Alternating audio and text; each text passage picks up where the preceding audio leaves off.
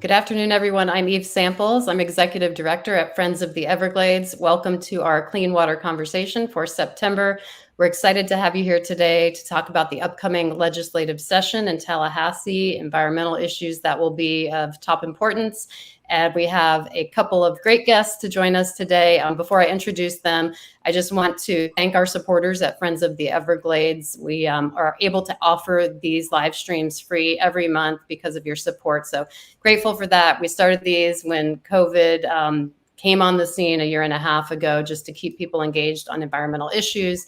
We got such great response that we've kept them going. And of course, COVID is still a constraint. So we are happy to have you here today. And without further ado, I want to introduce our guests. First, we have Representative Anna Eskamani. Welcome, Representative. She's a member of the Florida House of Representatives from the 47th District in Orange County, elected in 2018. We're delighted to have you here today.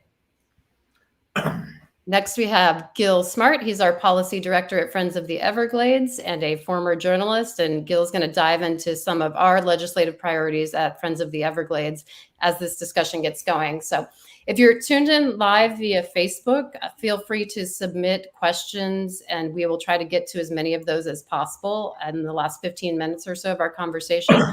We're going to cover a lot because a lot gets tackled or sometimes undone in Tallahassee during the legislative session. So bear with us. Some of it will be complex, but as always, we try to break it down into layman's terms to make it understandable so everyday Floridians can stay engaged on these issues. So with that, I'm just going to briefly touch on what happened last year during the legislative session. Actually, it was earlier this year in the spring, and preview what we hope just briefly happens in 2022 in January when session gets started. Committee hearings have already started. There were some committee hearings last week. So primarily this 2021 session environmentally focused on the Clean Waterways Act. And from our perspective at Friends of the Everglades, there was a lot of work left unfinished. The Clean Waterways Act did not fully embrace recommendations of the Blue-Green Algae Task Force, which was appointed by Governor DeSantis and produced a really great document with recommendations on how to curtail not just our blue-green algae issues, but our water quality issues in general. So we think more of those recommendations need to be embraced, and we'll talk more about that. And unfortunately, too, the Clean Waterways Act also did a bit of damage on the rights of nature front, which we're going to talk to Representative Eskamani about in a minute. So one more point, actually two more points to address there in terms of last year. Sugarcane burning was an issue that was actually harmed protections against sugarcane burning via SB 88. And the legislature last year also accelerated ASR wells, aquifer storage and recovery wells north of Lake Okeechobee, which are problematic from our perspective. So there's more we can talk about and unpack there, and we're going to, but that's just it in a nutshell. In general, funding for environmental restoration projects makes a lot of headlines. You see the millions upon millions of dollars being spent for both land preservation and restoration, big dirt moving projects. And those are good things generally. However, it's meaningless if we're not holding polluters accountable. And time and again, we've seen the Florida legislature not have the political will to do that. So we'll talk about that today. Okay, so I'm going to turn to Representative Eskamani for a first question. I'd like to talk first about a bill that you've already filed for the upcoming session. It pertains to rights of nature, and it would allow local governments to enact rights of nature amendments, which is something the legislature preempted last year. So can you tell us a bit about why you filed this bill and the background on why you care about it? Yeah, I'd love to. And thank you again, Eve, for all of your leadership. I'm just so grateful that Friends of the Everglades is here to be that voice for water and water conservation. So I'm very proud to be part of this family and do what I can from Central Florida. You know, our water issues are different in nature, but we all have the same passion to protect and conserve water and to hold those accountable that are doing the opposite. And that's why I've refiled this repealer. You mentioned in your introduction that the Florida legislature snuck into this larger water package a preemptive measure on rights of nature. So for those who haven't heard about rights of nature, it actually is a global movement to basically grant rights to waterways and to conservation environments, to basically say that if a future development or agricultural industry or what have you potentially puts the health and well-being of that ecosystem at risk, that citizens can actually step up and sue on behalf of that body of water. So it's basically giving a voice to the voiceless, because in so many cases, development gets rubber stamped. And even though there might be citizens who object to it in a city hall or a commission setting, maybe at a water management board meeting, they don't necessarily get heard. And if they don't physically live by the water, like if they don't have a property by the water, they don't often have standing to actually seek litigation. And so the rights of nature basically empowers everyday people to file that litigation on behalf of that body of water, that ecosystem. And it also very, very personal for me, because in Orange County, where I represent, we actually overwhelmingly voted to approve a rights to nature ordinance. And not only, said that these bodies of water, have a right to be protected, but it also guaranteed everyone's right to clean water. And it was monumental. And I mean, it was a landslide. It was Republicans and Democrats who voted for this ordinance. And unfortunately, it was preempted by the state of Florida. And so my repealer basically removes that preemption to let local governments decide if they want to actually pursue this. And clearly in areas like Orange County, and I'm sure if other residents, other counties had an opportunity to vote for something like this, they would also approve it, because who is going to deny the importance of our waterways and the right to clean water when given the choice? And I think the frustrating part about it for me is that most voters don't have a choice. And of course, those who also tend to experience, whether it's dirty water, dirty air, landfills around them or chemicals around them, they tend to be folks that are low income, Black and brown communities. So this really is also an issue of environmental justice, because in so many cases, the bodies of water that are most negatively impacted are going to be at some point negatively impacting communities who are already marginalized. That 2020 vote in Orange County was really a standout during that election cycle. You're right, it was overwhelming, and it was really striking watching it from a distance that one of the most densely populated regions of Florida, the home of Disney World, voters there would pass a rights of nature amendment. And unfortunately, as you said, it was preempted by the legislature.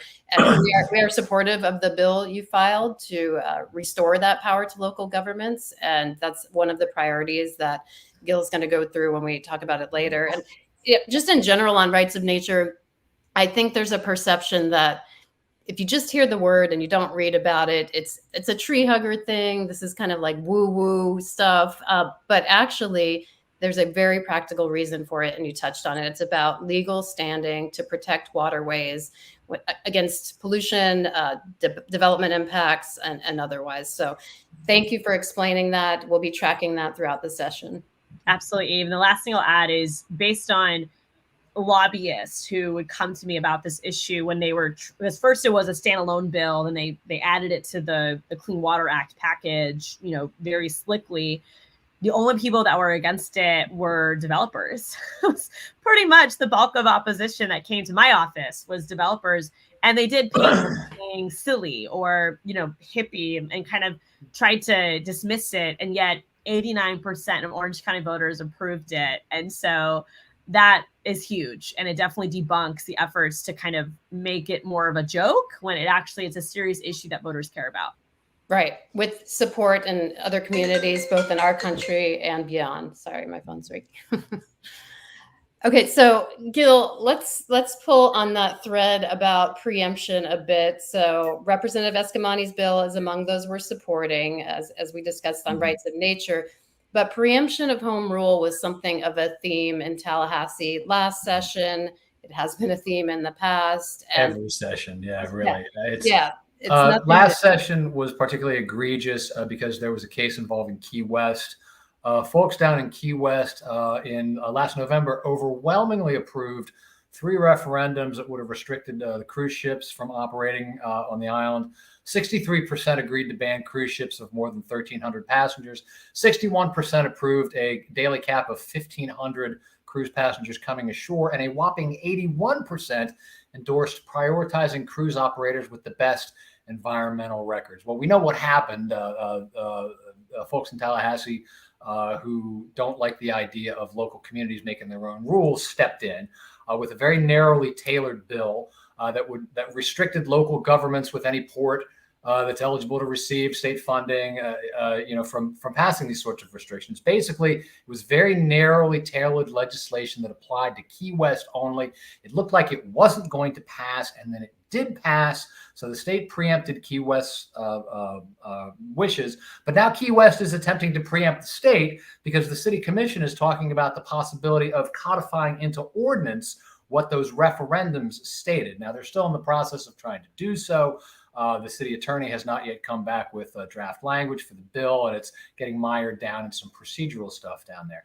But it's an example of how too often the state legislature steps in when a local community says something or does something. The state legislature steps in and says, no, you're not allowed to do that. We know best. Tallahassee knows best. And I think one of our core values here at Friends of the Everglades is that the government closest to the people, which would be local government, usually knows best and is best positioned to reflect the will of the local constituents. It's interesting to what Rep. Escamani said about, and you said about how overwhelmingly in Orange County this ballot measure passed. It's a truly, it's not a red or blue thing. I think people see what's happening in their communities, as was the case down in Key West. They saw what happened with the turbidity in the water, the impact of the reef down there. And people on any side of the political aisle said, we want to do something about this. Something has to change.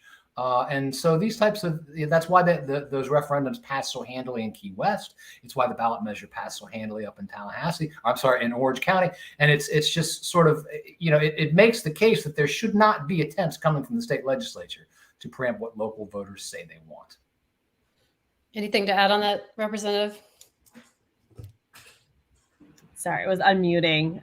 No, I mean, I so well said. And just to add context to this fight too, it was very, very frustrating and painful because we all thought, just speaking to that Key West referendum, we all thought it was potentially dead.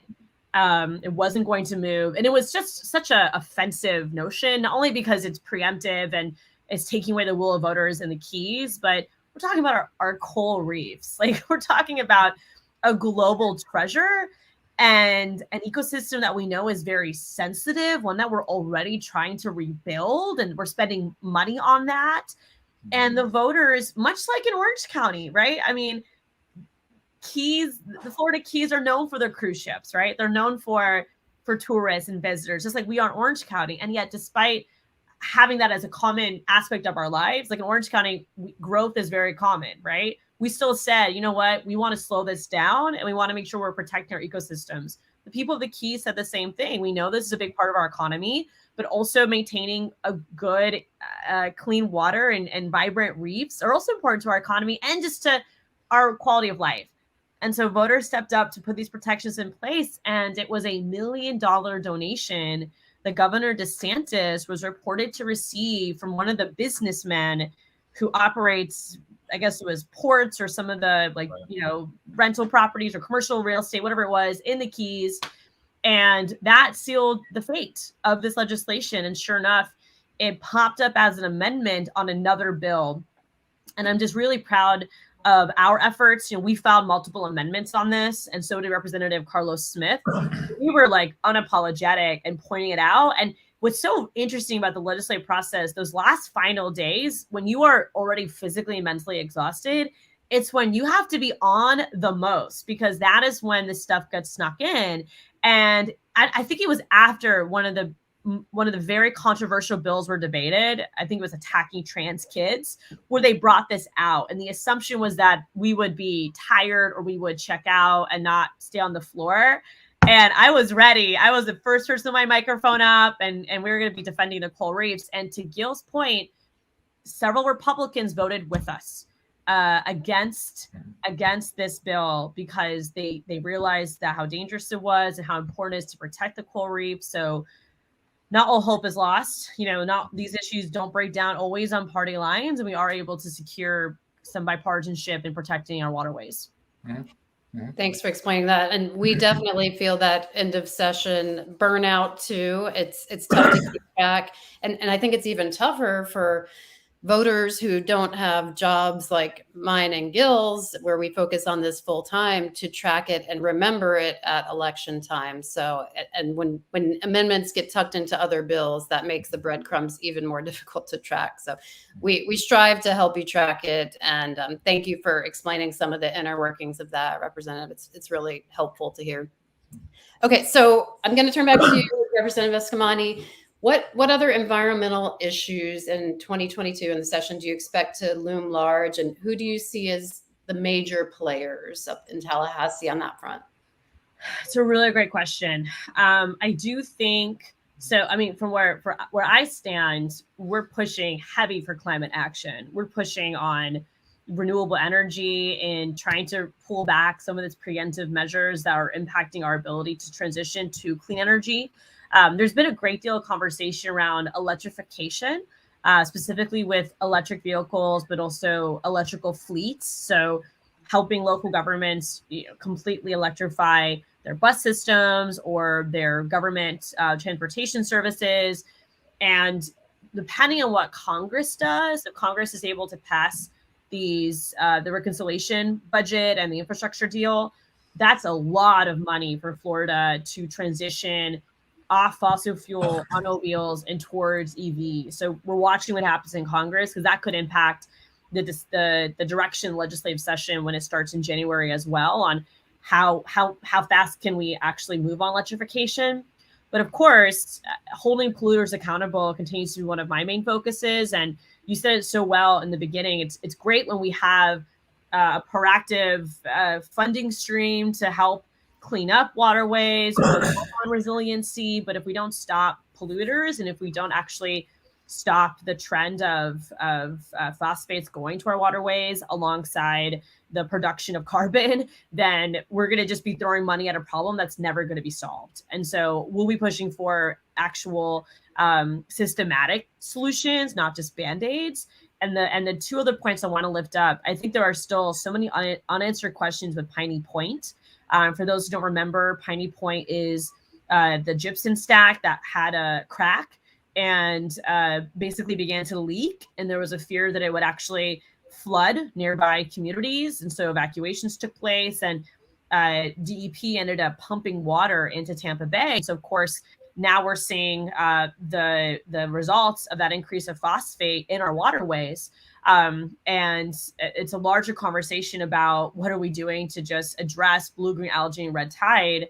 But gypsum stacks are across Florida, and Mosaic is another very powerful a lobby presence, and they're the world's, I think, biggest phosphate production company.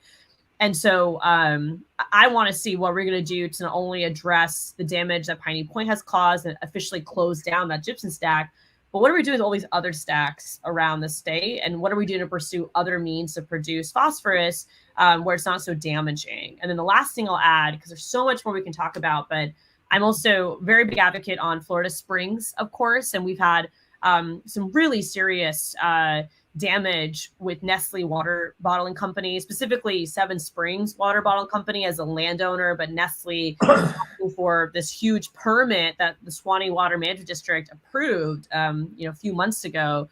And this is pumping millions of gallons of water. And it was very disappointing that it passed, but there's a larger conversation in legislature among my caucus of, why do we allow private companies to pump water without paying anything for it? Because they just pay a permit fee with DEP. It's $150.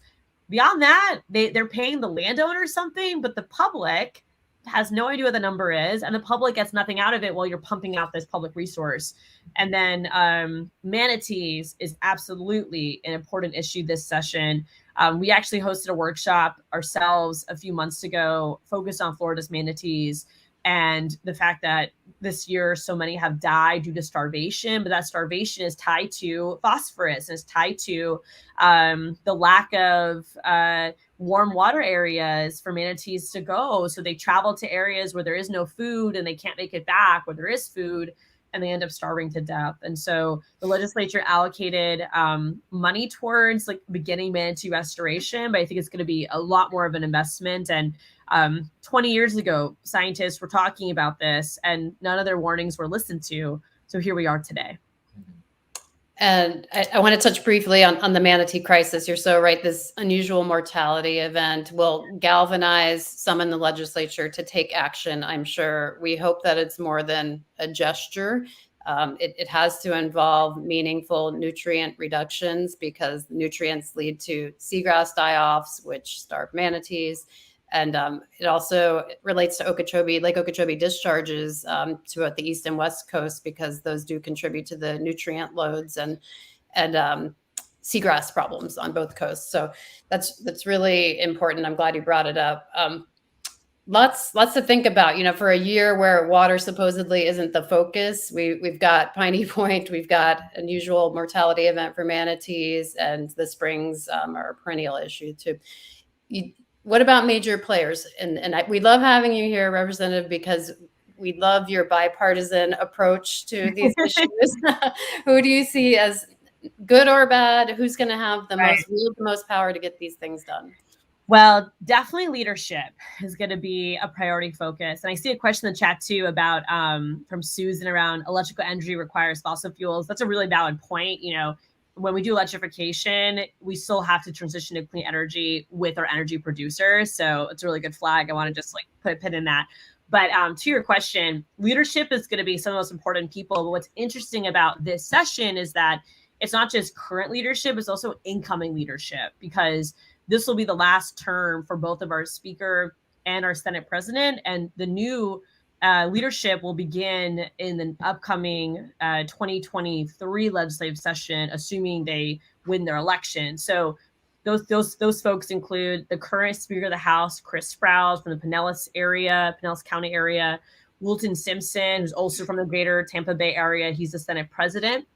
And then incoming is going to be Speaker designee Paul Renner, who is from the Jacksonville, St. Augustine area. And then you have Kathleen Pasademo as the incoming Senate president, who is in Southwest Florida. All these leaders touch water in some way, right? So I think it's a very important opportunity to build relationships with these leaders because water quality issues are in their backyard. I mean, all the older regions, water is such a major economic driver. But also a quality of life indicator. So really important to get to know those folks and to lean on them for advocacy. Great. Thanks for that context. Okay, so Gil, I'm going to turn back to you. We've already talked about stopping pollution at its source, and this is a perennial issue in Florida because we haven't done enough on it. Lake Okeechobee, for example, has had a total maximum daily load since 2001, and we are actually worse off now than then. And a TMDL is basically a strict pollution limit. So in some ways, it feels like we're moving backwards in Florida. What's your take on that, and what do you think we need to do to address it? Well, we're certainly not hitting the goals. The TMDLs that have been established throughout the state, I don't believe any of them are hitting the goals. Strict limits on pollution and many of these waterways were implemented, and we're nowhere near those limits. We continue to exceed them. And, I think until you solve this problem, you really can't. Everything is downstream of this problem, really. The fact that we can't stop pollution at its source. And in many cases, it's sort of politically unpalatable to do so. I think the question would be, to what extent does the state's agricultural industry contribute towards pollution in the water bodies? To what extent does the phosphate industry contribute to pollution in the water bodies? And where those who do contribute to this pollution are politically powerful and economically powerful, where is the political will to actually, do something about this? And I think, one of our criticisms, for example, of the Clean Waterways Act is that here the state had this blue-green algae task force and a red tide task force that, these experts who got together to come up with these recommendations as to what the state can do to really tackle this problem. Okay. And not all of them were implemented. Many, very important recommendations just didn't make it into the Clean Waterways Act. Well, you have to ask why. Why is that? When we convene this panel of experts, we want the best scientific knowledge to tell us how to solve this problem. They give us solutions, and you leave a bunch of those solutions on the table. How do we expect the problem is going to be solved? I think, it's pretty obvious, or it should be pretty obvious to everybody, that half measures are not going to cut it in Florida. They are not going to solve the problem. And so, again, one of our legislative priorities this year is that all of the recommendations of the blue-green algae and the red tide task force need to be implemented. Again, these weren't some sort of frivolous off the top of the head things developed, out of the thin air. These were some of the best, scientific and a broad section of people, from business as well. Some of these, the best, people on these issues in the state of Florida came together and made these recommendations, and we ignored half of them, So that's key for us.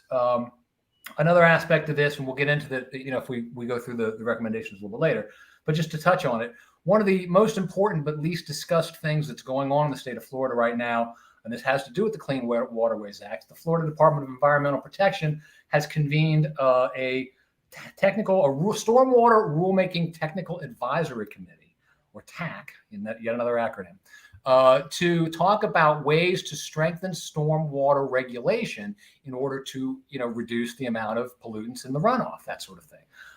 And they're coming up with a bunch of ideas, or they're tasked with coming up with a bunch of ideas. They've been given a certain amount of regulatory authority, but it's possible that the recommendations that they come up with, and again, this is a group of sort of eminent scientific minds from around Florida, it's possible that the rules they come up with may be deemed to exceed that authority that they've been given. It may require legislative ratification. In other words, the legislature may be asked to sign off on controversial issues. And I'll give you one example that has come from some of the meetings. They're talking about how when a developer builds a new development now, okay, there has to be a stormwater management system, in place to deal with runoff from the development, and it has to be, it has to meet certain criteria, that sort of thing. But one of the questions that comes up is, what about older developments? What about developments like the one that I live in that was built in the 1970s and has no stormwater management on site? Should it be required to do so? Should older developments have to monitor runoff and water quality and what they're contributing to, the loads and the local waterways? That's going to be an extraordinarily controversial thing if they tried to propose it. It makes a lot of sense if you think about it, but it will be extraordinarily controversial. So, but if that's what they recommend, are we going to have the political will to do it? Are we going to have the political will to push through controversial measures such as that one? Or will we just leave them on the table again and just do the easy stuff, grab the low-hanging fruit, and then go forth and say, look what we did for the environment? Because I kind of feel that's what we've done in the past. Expense is always a sticking point, right? But if we think about long-term costs incurred, the millions upon millions in costs imposed by the blue-green algae crises, for example, in both the Caloosahatchee and St. Lucie waterways, and the expense imposed on businesses, the tourism industry, real estate, the costs are far greater if we don't take action. And that's a really difficult mindset, because election cycles are short term, and the yardstick is not too far in the distance. So I think, though, that this gets back to rights of nature too. The public understands that these decisions have long-term impacts, and the public in many cases is even willing to pay in the near term if it will save in the long run. So thanks for explaining all that, Gil. I think it's really well put. So we're going to shift a little bit back to sugarcane burning, an issue we touched on briefly at the start of this conversation. It is a really important issue in Florida, and to briefly orient folks who have not followed it, the sugarcane industry in Florida engages in pre-harvest sugarcane burning. And that means that they burn the fields to get rid of what's called the trash, the vegetation that needs to come off the crop before they're harvested, the cane before it's harvested. And that's not the only way to do it. It is the cheapest way, and it's also a dangerous way. And the smoke from those burns disproportionately impacts communities south of Lake Okeechobee. Wealthier communities on the coast have far greater protections, and this is something that the state has control over. And there's an alternative too, called green harvesting. So it's not that there's no alternative. So that's just a brief orientation to it. So what happened last year in Senate Bill 88, which was an expansion of the Right to Farm bill in Florida, was a phrase was inserted into it that protects farmers from legal action, nuisance lawsuits over particle emissions, and that pretty clearly, very clearly gives legal protection to sugarcane growers from being sued over this harmful smoke and ash that we know is causing health problems in communities, particularly south of Lake Okeechobee, particularly in the Glades. And ProPublica and the Palm Beach Post have done excellent reporting on those health impacts recently. So that's a long preamble to explain the background. And Representative Escamani, you were among those who opposed this expansion of the Right to Farm bill. Please tell us about your opposition to it and why there wasn't will to strip that out.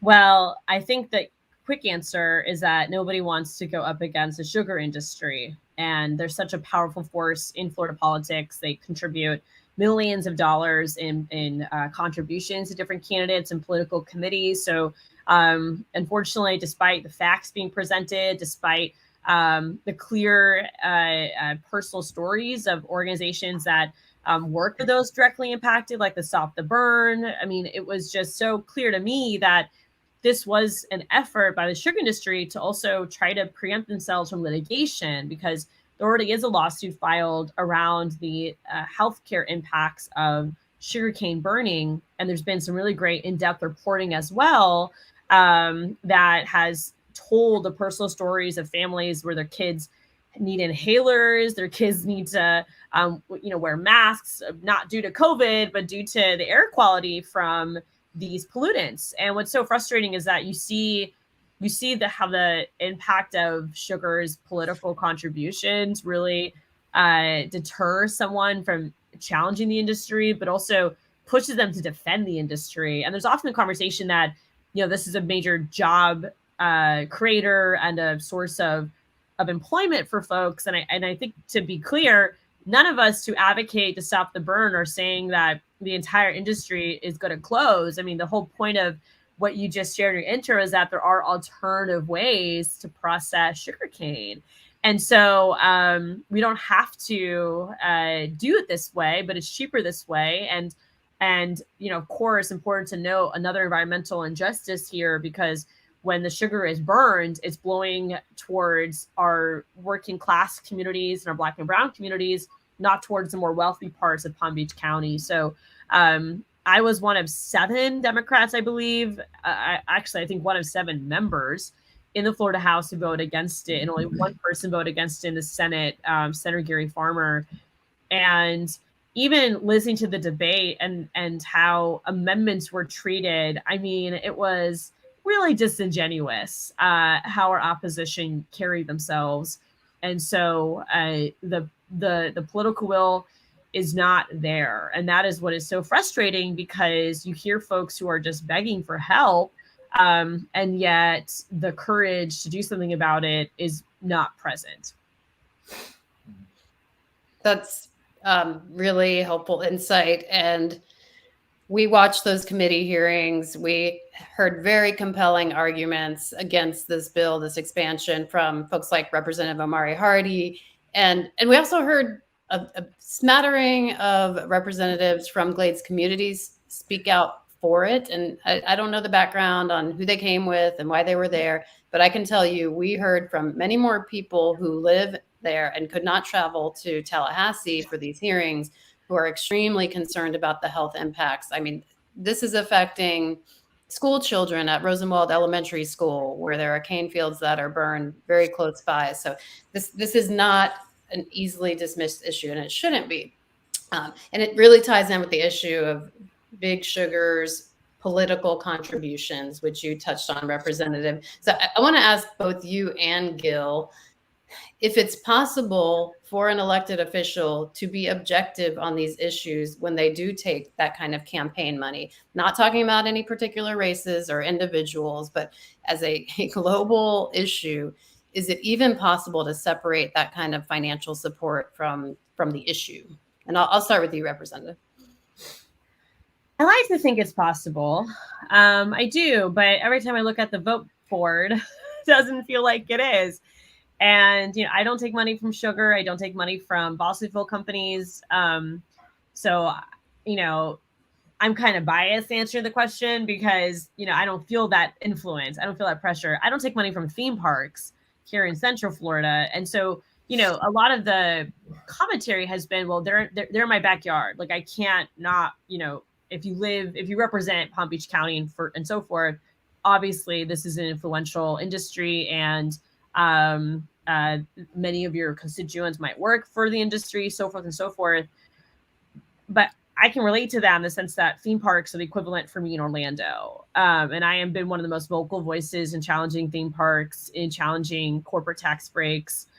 And the constituents I represent appreciate that and want me to keep doing it. They don't get mad at me for doing it. They're grateful that somebody's willing to challenge these really influential players, because at the end of the day, government isn't here for the elite. Government is supposed to be here for everyday folks and to solve these problems for them, not to consent to the situation, especially when it's damaging someone's health, well-being, and sustainability. So I like to think it's possible that folks can separate, the weight of influence from what's right. But it can be hard to find. I think some of the areas we were able to be successful in getting folks to vote no on this bill was because it closed access to the courts. And so we were able to kind of leverage the point that if you care about justice, you're completely stripping away the ability for a resident, for a constituent to at least go to court and try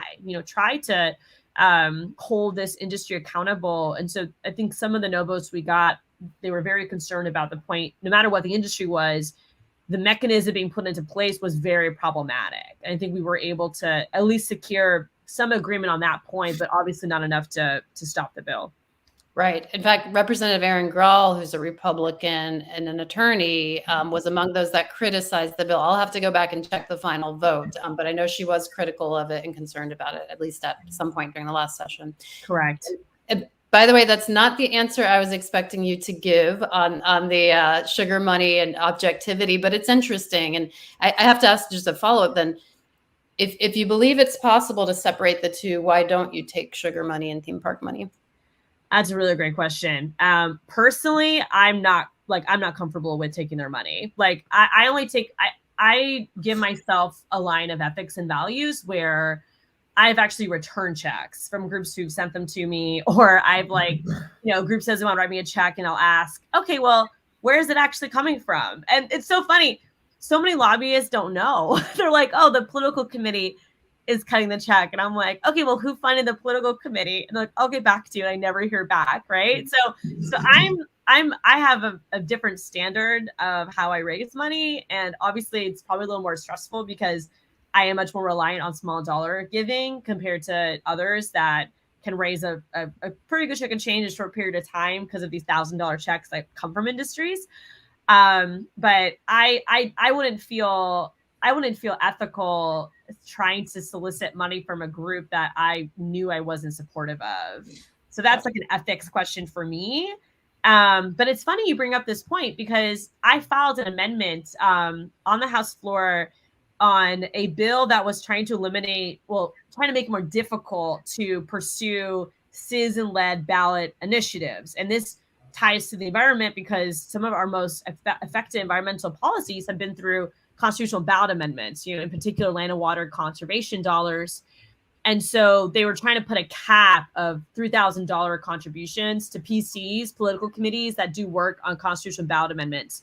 And they called the bill campaign finance reform. I mean, it was such a joke, but because the bill was called campaign finance reform, I had the chance to file amendments about campaign finance reform that were legitimate. And one of them was that corporations cannot give to candidates anymore. And, you know, a lot of my colleagues were like very upset about this, and we're trying to, you know, kind of ask questions that, you know, are, I would say, point the finger that Democrats do the same. And where I stand is that, like, Democrats shouldn't do this. Like, we shouldn't accept corporate money in politics. We should model that behavior. But I also know that that's harder done than said, right? Like, I work really hard with my fundraising model to be able to strive without that reliance, but it does take an extra level of commitment and base building that I don't know if every elected official does. But I think that needs to happen because so many of our social ills are tied to corporate greed and corporate contribution. So I like to think it's possible, you know, especially when they're looking at it from a different angle, like the access to the courts, where now they're not so concerned about the industry, but they're concerned about the mechanics, and that gives them the space, if you will, to vote against a bill that is against one of their donors. But I mean, your question is well taken, and I don't practice that, so I'm probably not the best person to ask. Thank you for explaining. Gil, do you want to briefly chime in on objectivity and sugar money? And I'm going to queue up our legislative priorities while you're doing that. Sure. You know, just the entire purpose of political spending, as the largest corporations in Florida do it, is to buy influence. And I'm sure the people who accept the money will tell you that, oh no, you know, they're not a guaranteed vote. You know, they're going to vote their conscience. It just so happens that their conscience seems to coincide with the agenda of so many of these operations and these organizations. So I think Rep. Escamani said it best. You got to look at how they vote. You know, if someone tells you they're independent, yet they seem to vote, you know, in line, you know, 90 or 100% of the time with those who cut them the largest checks, then I think you can make up your own mind about that. So. All right. Thanks, Gil. So we have our legislative priorities here, and Allie is behind the scenes with Friends of the Everglades. All right. She's queued it up for us. Thank you, Allie. So, Gil, I'm going to ask you to walk us through Sure. Friends of the Everglades priorities, and I'll skip ahead here to number one. This will sound familiar to anyone who's been listening to this conversation. Right. We just spoke about this. And again, this is kind of the problem from which most other problems stem. We seek to stop pollution at its source. There's a whole lot of things that should be done for this, but two of the things that we've identified are to adopt the Blue Green Algae Red Tide Task Force recommendations and to support the tough new stormwater rules that are now in the process of being made. If you want to switch slides there. And I'll just note that this is a blue-green algae cyanobacteria bloom. I believe this is at the Pahokee Marina. I think you're right, from earlier this year, yes. So this is what we face when we don't stop pollution at its source. Exactly. There it is. This was something that we had prioritized last year as well, but we were a little more specific this year. Prohibit oil drilling in the Everglades. There was a bill that would have done that last year, but that bill would have said nothing about Big Cypress. We think that oil exploration and drilling needs to be prohibited in Big Cypress as well. Big Cypress is a key component of the greater Everglades ecosystem and protects about 729,000 acres of wetlands that flow clean water into the national park and estuaries along the coast. It's key habitat. It needs to be protected. And it's also under pressure for oil drilling right now. There Burnett is, Oil yes, there is an Company. application for oil exploration and drilling as we speak. Burnett Oil Company, yes. Right. Okay, sugarcane burning. Oh, and it this looks was like just- our text fell off of the I'm not slide. sure what If you happened could to talk text. us through it, Gil. All right. Well, anyway, though, we just talked about this. This is particle emissions from sugarcane burning. What you are looking at is an image of a field being burned. You can see all the smoke coming off. That smoke's got to go somewhere, and we know where it goes. It blankets the poor communities in the Glades region. We want to see that provision stripped from last year's Senate Bill 88, the right to farm expansion. You know, the health of people in the Glades community must take precedence over the sugar industry's profitability. Okay. And Representative Escamani, we had a brief chat before we went live today, and we floated the idea of you filing such a repeal of that particle emission language in SB 88, and you indicated you were willing. So can we ask you live on the air if you'll follow through on that? 100%. I would be proud to file the repealer to attempt to remove from statute some of these changes that are made to Right to Farm Act that are damaging our communities who are not being given an option to challenge the burning of sugarcane. So I've already sent a message to my team and look forward to getting some samples to make that happen. Excellent. Thank you so much for your support on that. Friends of the Everglades looks forward to working with you. We think it's really important to restore the rights of residents who are negatively impacted by sugarcane burning, and that would go a long way in that direction. Thank you. More work will need to be done, but at least we would undo the damage that happened under SB 88. And before we move on, if I could address a question here in the chat by Rhonda Roth, who says, Clewiston, Pahokee, Belglade, and South Bay are company towns, but it's more like Stockholm Syndrome. Big Sugar treats the people very poorly. They have no other options. Perhaps we can encourage some clean employers to the region. One of the benefits of green harvesting is that it would create jobs. It would create good paying jobs. I think it's entirely legitimate to say that people in those communities are afraid that banning sugarcane burning could in fact lead to the loss of jobs. In fact, that's what they're told by the sugar industry. And if people are afraid they're going to lose their jobs, they're terrified. They're not going to support something that could benefit them and that they may very well, much want. But again, I think it's key to stress that green harvesting would create jobs, potentially good paying jobs. And that's been the message of folks in those communities who have been advocating for change. Yep. One of our board members at Friends of the Everglades, Robert Mitchell, who is an organizer with the Stop the Burn effort, really harps on that point. He's a native of Belglade, and he points out that this is a job creation opportunity if we shift to green harvesting. And he and we at Friends of the Everglades as a whole are also firm that there should be 27 to 30 mile buffer zones around those burns. Glades communities deserve the same protections as coastal communities. So that will require more effort. But for now, we're really excited to hear, Representative Eskamani, that you're willing to work with us on fixing the damage done in SB 88. Thank you. All right. Okay, number 4, fully fund Florida forever. Land conservation in Florida got a big boost last year due to federal funds. The Florida Wildlife Corridor Act dedicated $300 million to acquiring sensitive lands, and Florida Forever itself got a slight bump to $100 million. But you might remember that there was a time in the earlier 2000s when Florida Forever got $300 million a year. That ended in 2009 with the advent of the Great Recession. It has never recovered. It got about $100 million last year. So 10 years later, 11 years later, it's getting 1/3 of what it was getting. It's simply not enough to preserve Florida's wild spaces. And there seems that there's going to be a push to boost this funding this year. We're fully behind that idea.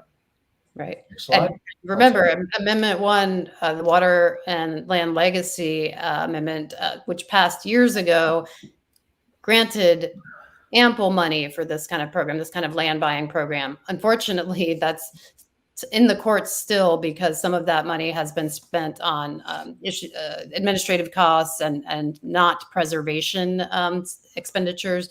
So nonetheless, the money exists. Let's fully fund Florida Forever. It's an award-winning program, and Florida benefits from it. Right. This is another perennial favorite of ours. Send more Lake Okeechobee water south. Since 2008, over 3 trillion gallons, that's trillion with a T, of polluted water from Lake Okeechobee has been sent to the Caloosahatchee and St. Lucie estuaries. The U.S. Army Corps of Engineers is in the process of devising a new Lake O playbook called LOSN, the Lake Okeechobee System Operating Manual. That's going to help some. It's not going to solve the problem. What would solve the problem would be the acquisition of additional water storage, more stormwater treatment areas south of the lake. Land needs to be acquired. The STAs, as they're called, need to be constructed. The legislature, we believe, needs to redouble its efforts to find willing sellers. But if they're not able to, eminent domain needs to be on the table. That's how important this is. Eve, you want to add anything? Yeah. Sure. I mean, eminent domain was stripped from SB 10 back in 2017. It was preempted as an option, and we think that it should be an option for the good of Florida if it's necessary. So we know that's not entirely palatable in Tallahassee, but we think it should be at least considered for something as important as this, which is really an issue of public health. Absolutely. Okay. This is Rep. Eskamani's bill, Support Legal Rights for the Natural Environment. Would eliminate an existing preemption law forbidding local governments from recognizing or granting these legal rights. And again, this goes back to our idea that if constituents of a county or municipality wish to grant legal protections to the environments, they should be able to do so without Tallahassee saying, no, you can't. And this is our last one. And this is our last one, and this ties into the previous one, Stop the Assault on Home Rule. Here's a picture from Key West, one of the large cruise ships going out. Individual municipalities and counties are far better equipped to understand and respond to the will of local constituents than state government could ever be. So state government needs to stop stepping in and say they know better than those local governments. So. Great. Thanks for running through those, Gil. We're going to tackle some questions now from the chat. I know that there's far more than 7 issues that we could have focused on at Friends of the Everglades, but we really tried to narrow it down and keep our eye on the ball in terms of the top priorities this legislative session. While we're queuing up some questions, Representative, anything big we missed, you think, that needs to be on there? And obviously your terrain, your area goes beyond the greater Everglades.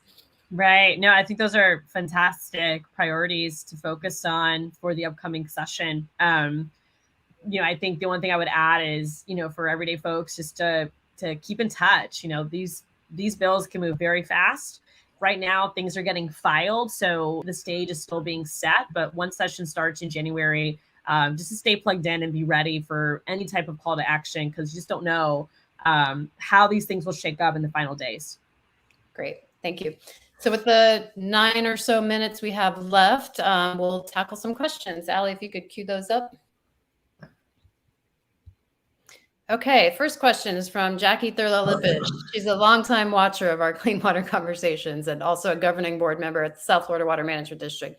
She says, Representative Escamani, how can the state legislature help with accountability of the triangle, FDEP, FDACS, and the South Florida Water Management District, the agencies responsible for water quality under NEEP, Florida Statutes 373? The Northern Everglades and Estuaries Protection Plan. Sorry. Water quality is a 3-way street in Florida. So Jackie talks about this quite a bit at governing board meetings, the triangle. How can we get those 3 agencies to work better together, Representative? I love this question because oftentimes we're very siloed in our different agencies or departments, and it does take an intentional effort to break that down. One of my first thoughts also goes to just ensuring that we are funding enforcement. It's one thing if you have rules in the books when it comes to a penalty that someone or entity will face if they do break a rule. But there's also the question of enforcement. Do we have the resources for that rule is actually going to be enforced? And then is the punishment actually going to curb the behavior? We've seen issues in my district around sewage spills with the municipal, and it's often this very complicated relationship between a municipal and a private developer, and nobody wants to take responsibility for the sewage or the lift station, depending on when it was built and how it was built. And at the end of the day, the people who lose out on that are going to be the residents. And a part of that debate has been, what type of enforcement will DEP do? And is that enforcement going to be strict enough? And, we've gone through the consent agenda process, but residents are still frustrated because some of these penalties, they see it as just the cost of doing business for, in this case, the private developer that is supposed to be managing the lift station. So it absolutely is also tied to funding enforcement. And then I do think as state lawmakers, we can play a better role in connecting the dots and also keeping in contact with our water management board, with our local DEP and FDOCS liaisons, ensuring that there's clear communication of what community priorities are. So I think we own a piece of that too as lawmakers, to ensure that these agencies have good rules that are also informed by what locals need. And then those rules have the staff support to actually be enforced, and that residents have a good reporting system so that the full circle can actually operate. Thanks. Okay, we'll take the next question.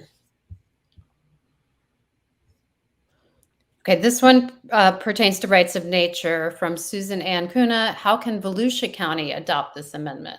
I'll toss it to you, Representative Escamani. So great question. So we had a process in Orange County with the Charter Review Commission. And so we were able to get these placed on the ballot based on the Charter Review Commission. So every county is going to have a different approach to trying to get ordinances to be considered by the voters or charter changes by the voters. So you could try to pursue something where the county commission actually places this themselves on the ballot, or it's going to be a signature collection process. So you definitely want to check out what the process is for Volusia County, because every county is going to be different in how they pursue it. But do remember that the preemption is still in place right now. And so you can expect a legal challenge if Volusia County does progress with something like a rights of nature ordinance or update to the charter. And it's worth noting FL5 is pushing amendments right now. They have a real uphill battle in terms of getting signatures by the deadline, but that would be a statewide amendment if they gather enough signatures to get on the ballot in 2022. Okay, we'll take the next question. From Kevin McAllister, Gill indicated TMDLs across the state are not meeting goals. With TMDLs based on water quality standards, definable metrics, it seems there's grounds for citizen suits. Is this being explored or considered? Well, that we've seen it, have we? Yeah, so this is the kind of thing we think a lot about. And I don't know of anything active right now on the TMDL front, but, you know, we've spoken with higher ups in Tallahassee who are tasked with these issues in agencies who have flat out said, look, if we don't do it, we understand if this needs to end up in court. And I think it gets back to the rights of nature issue, frankly, because standing is such an issue. If we're looking at harm to waterways, and if not meeting the total maximum daily loads is part of that, the pollution limits, we need to make it easier, not harder, for people to find remedies in the court system. So that's my answer to that. And we'll do some more homework on whether there's any active legal action related to the TMDLs. I'm not aware of any. And Representative Eskamani, let me know if you are.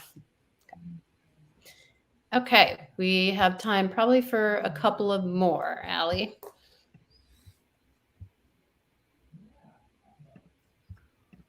Okay, we got all our questions.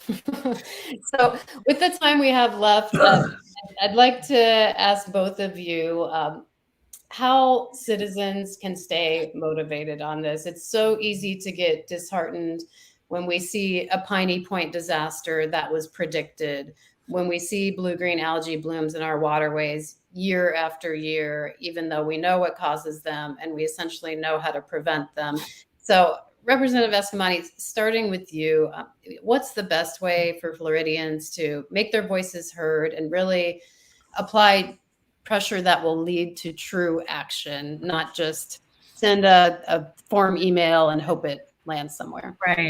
Right. You know, we mentioned this earlier too, that I think, you know, part of the frustrating parts about advocacy is that the ways that are most effective are going to be the ways that are also time consuming, and folks are busy. You know, folks have so many challenges and responsibilities and competing priorities. And so we try really hard to make it as easy as possible to get plugged in, which is why I do think organizations like Friends of the Everglades and Florida Conservation Voters, other groups, Sierra Club, you know, these are all organizations that try to work in lockstep, but also are your eyes and ears on the ground to alert you when something happens so you can take action. But as we've kind of spoken about today, nothing just exists in the state legislature, right? It also is happening at a county level, at a city level, with your water management district boards, with agencies and rulemaking. And so to some degree, I also think it's important to keep up with what's happening at your county government and at these different levels of government.